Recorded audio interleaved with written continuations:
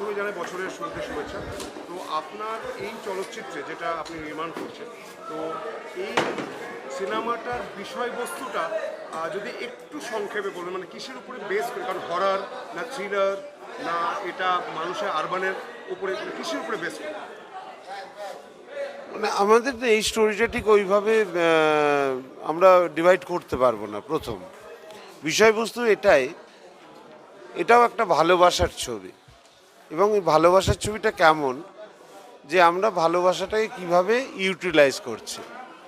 এখানে ভালোবাসাকে ইউটিলাইজেশনের একটা বিষয় দেখা হয়েছে। যে আমরা জানি তিনটে বিষয়ে আমরা এখানে ফোকাস করছি। এক হচ্ছে যে আমরা যে কোনো একটা রেড লাইট এলাকাতে গিয়ে আমরা ফোকাস করি সেই মেয়েগুলোকে, তাদেরকে বলি প্রস। কিন্তু এখানে সত্যি কি তাই? তা না, তাদেরকে ফোকাস করছে।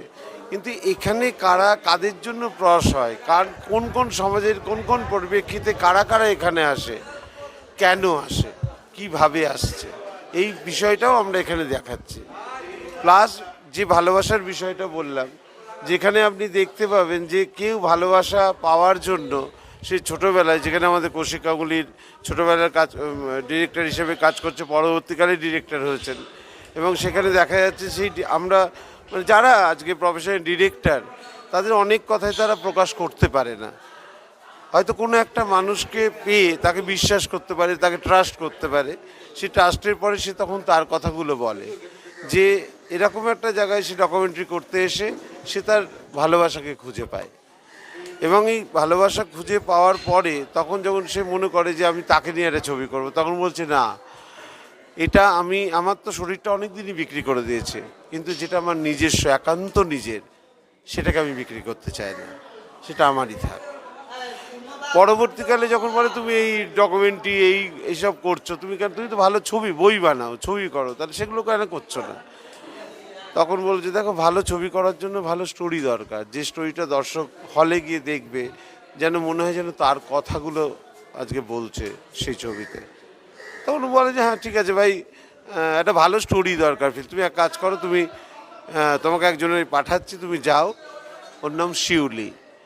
আবার এখানে আমরা দেখছি যখন শিউলির ঘটনাটা, যে সে একটা গ্রামের মানুষ, আমরা পুরুলিয়া দেখব, তাকে সেই ভালোবাসার সময়ে দুর্গাপুজোও দেখব, যে আমরা সেই 5টা দিনের মধ্যে তাকে রীতিমতন স্বপ্ন দেখানো হয়, ড্রিম, তার মধ্যে একটা ফিল ঢোকানো, যে তোমারও একটা নিজের ঘর হবে, তুমি কি চাও না সেটা? কারণ সে যাদের কাছে মানুষ হচ্ছে, সে মামা আর মামা ভালোবাসলেও মামি চিন্তা করছে তার নামের সম্পত্তি যদি সে পরবর্তীকালে চায়, তাহলে তাকে আগে কি করে বিক্রি করে দেবো, তাকে আগে কোথায় পাঠিয়ে দেবো।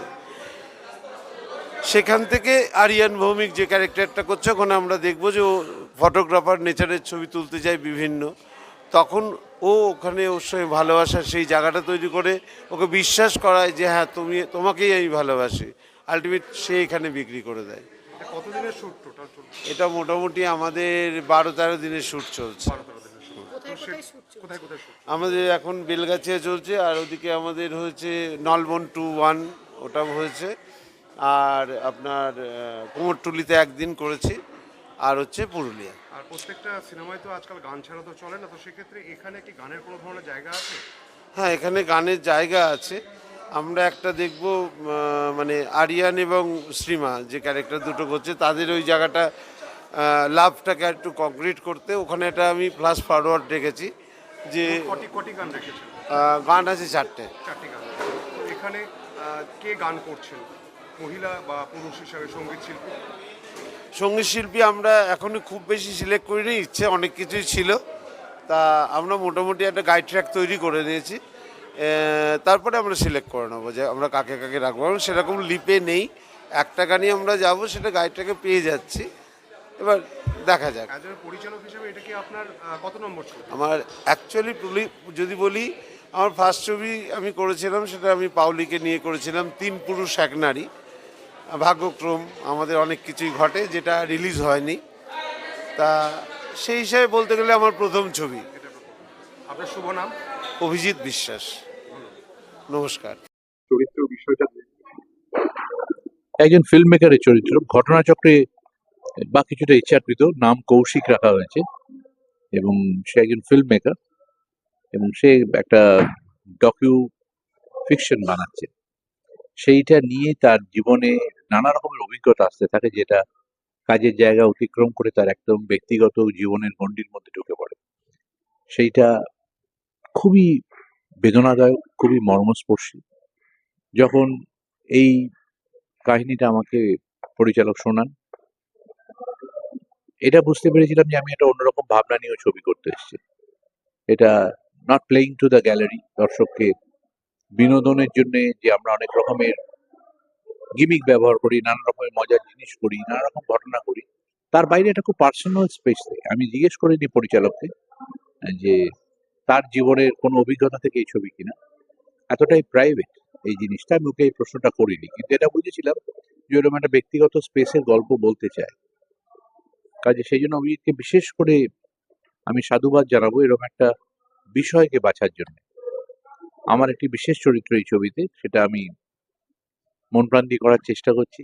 এবং খুব পরিচিত একটা বাড়ি এটা, এই রাজবাড়িতে কাজ করতে আমি আগে অন্যান্য চরিত্র করেছি, এখানে আমি গিরিশ ঘোষ হয়েছি, এখানে আমি অন্য ক্যারেক্টার হয়েছি, কাজে বাড়িটার প্রত্যেকটা অলিগলি আমার চেনা। সেখানে সে একটা অন্য মানুষ, একটা অন্য চরিত্র হয়ে ওঠা, নিশ্চয়ই ফিল্ম মেকার বলে কিছু জিনিস হয়তো আমার কাছে একটু স্বাভাবিকভাবেই মানে আয়ত্তে আসছে, কিন্তু গল্পটা তো আমার জীবনের গল্প নয়, বা এই গল্পটা আমার পরিচিত গল্প নয়।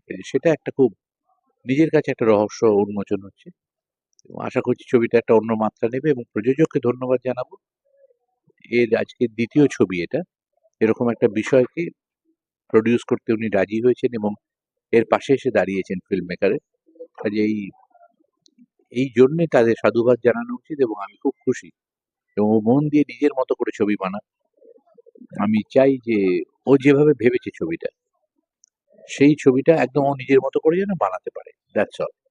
দাদা, যেহেতু আপনি একজন চিত্র পরিচালক এবং আর একজন অন্য চিত্র পরিচালকের আন্ডারে কাজ করা, ঠিক আছে, সেই ক্ষেত্রে যে অভিজ্ঞতাটা হচ্ছে সেটাও যদি একটু দর্শক। এটাতে আমি যথেষ্ট অভ্যস্ত হয়ে গেছি এত ছবিতে কাজ করতে করতে।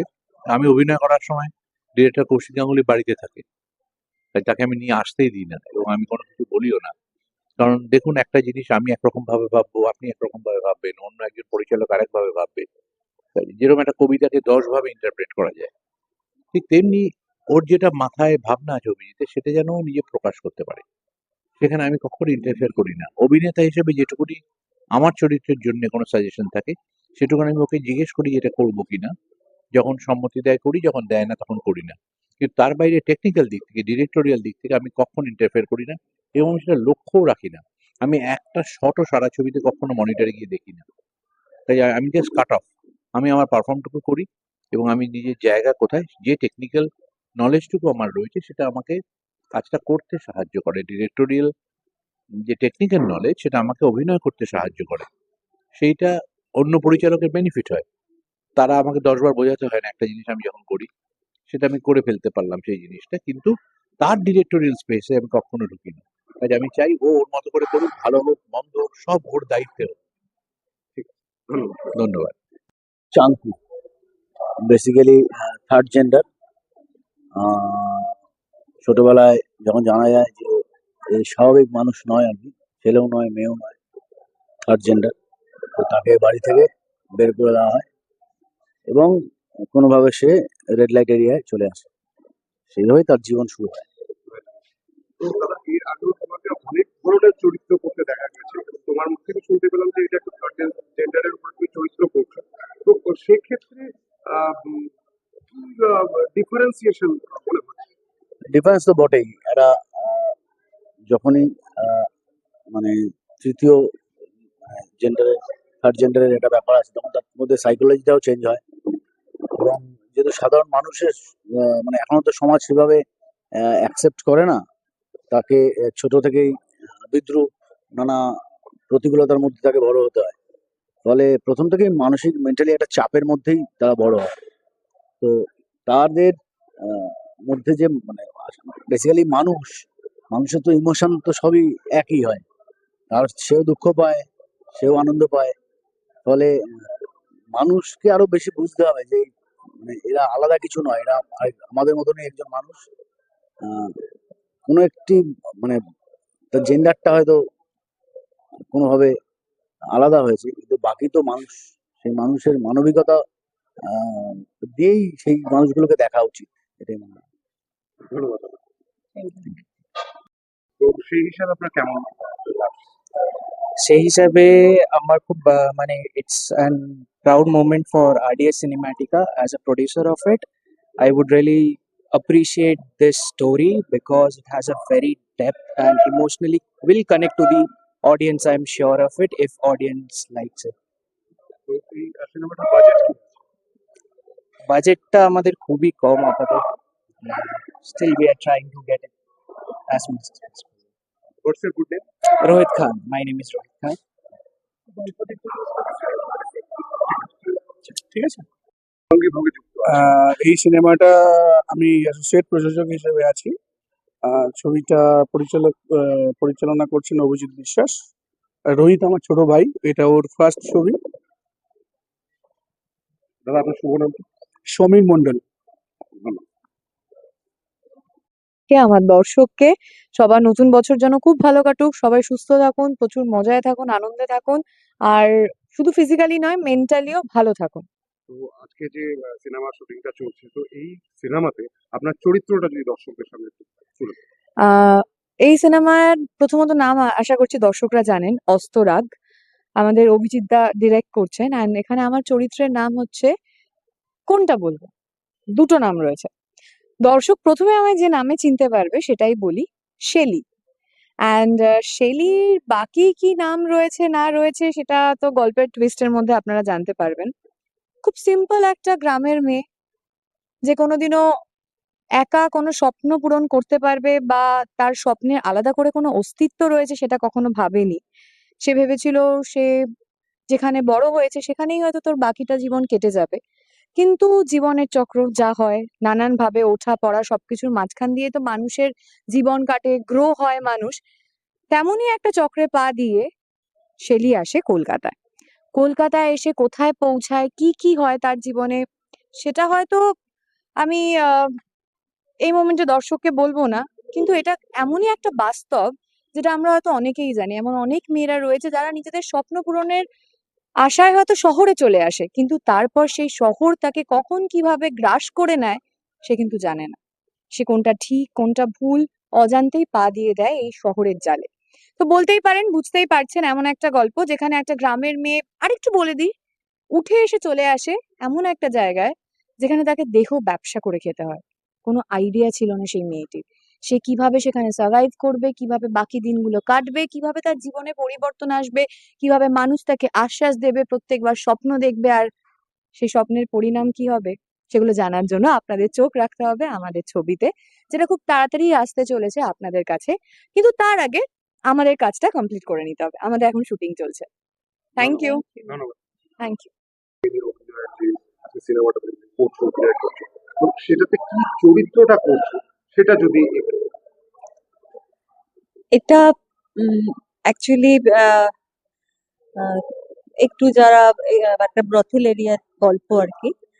সেখানে একজন, আমি একটু সিনিয়র কেউ, যারা আমার ক্যারেক্টারটার লাইন আপটা এরকম যে সাধারণত আমরা সোকল এখানকার সিনিয়রদের মাসি বলি বা এরকম বলি, তারা খুব অত্যাচারী হয়, তারা খুব নৃশংস হয়। আমার ক্যারেক্টারটা সম্পূর্ণই আলাদা। এখানে আমাকে নতুন মা বলে সবাই। নতুন যারা আসে বা যাদেরকে বাধ্য হয় যারা আসতে বা যাদেরকে আনা হয়, আমি তাদের সাথে মিসবিহেভ করি না, তাদের প্রতি সহানুভূতিশীল। এবং এই যে একটা পেশা, এই পেশাটাকে তো কেউ স্বেচ্ছায় নেয় না, পৃথিবীর সব পেশা স্বেচ্ছায় নিল, এই পেশাটা মনে হয় না কেউ স্বেচ্ছায় নেয়। তার তার প্রতি আমার যথেষ্ট সহমর্মিতার সঙ্গে আমি সেটাকে হ্যান্ডেল করি, এই আর কি। মানে সেই পেশার একজন বস হলে যা হয়, তার মানে যারা নিচে আছে তাদের প্রতি একটা সহানুভূতিশীল হওয়াটা মানে আমার এই চরিত্রটার বিশেষ একটা গুণ। এর আগে তো অনেক ধরনের চরিত্র তুমি করেছো, তো সেক্ষেত্রে এই চরিত্রটা করতে গিয়ে তোমার কিরকম চ্যালেঞ্জিং অনুভব হচ্ছে? চ্যালেঞ্জিং নিশ্চয়ই আছে, কারণ রিসেন্টলি আমাকে তো সব বেশিরভাগ লোকই মানে যে ধরনের চরিত্রে দেখে সারাক্ষণ হয়তো মানে পজিটিভ ক্যারেক্টারই বেশি দেখে, কিন্তু ওই কান্নাকাটি হেন তেন। এখানেও কান্নাকাটি আছে, কিন্তু একটা প্রতিবাদীও আছে। এই মুখ্য চরিত্র এখানে যে মানে একজন পরিচালক, আমি তার প্রাক্তন প্রেমিকা। উনি এই পাড়ার উপর ছবি করতে এসে আহ, আমাকে নতুন করে আবিষ্কার করেন এবং আমি তার কাজে সাহায্য করি পরোক্ষভাবে। এইটুকুই গল্পটা থাক, তারপরে বাকিটা লোকে ছবি দেখলে বুঝতে পারবে। অনেক থ্যাংক ইউ।